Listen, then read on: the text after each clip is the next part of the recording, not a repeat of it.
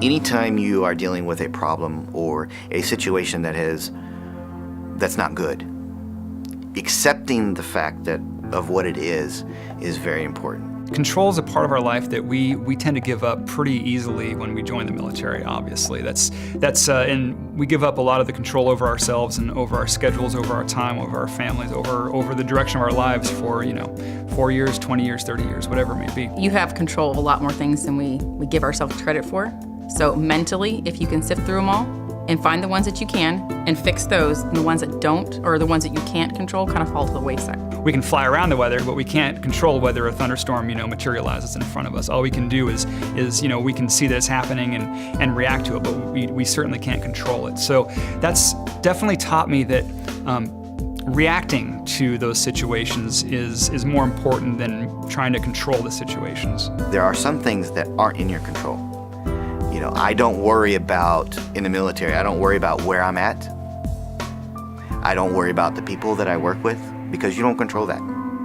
So why worry about it? Accepting any given situation, whether it be in peacetime, whether it be in the hospital supporting our patients, or being on the battlefield out there running people in from a flight line. Accepting the situation that you're in my opinion, is truly step one. With acceptance strategies, specifically the two major events in my life were my dad passing away from cancer and my own cancer diagnosis. So I had to accept that my father wasn't going to be at the other end of the phone call.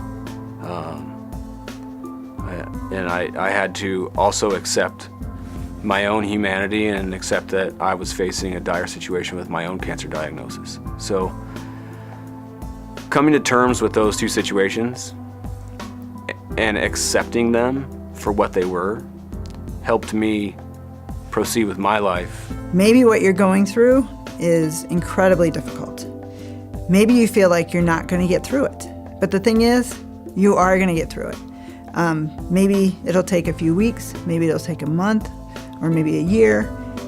Maybe it's going to be really hard, and maybe it's going to have lasting effects on different things in your life. But you know what? Eventually you will pass this and you will move on. My track record for making it through difficulties is 100%. I've made it through 100% of every difficulty I've made it through, so God has actually been pretty good. My life has actually been pretty good. Sometimes your faith or your confidence gets struck because it's not what you wanted. So then you have to find a way to, how do I deal with it now? Do I just let it beat me up, or do I find something else that's actually good in it?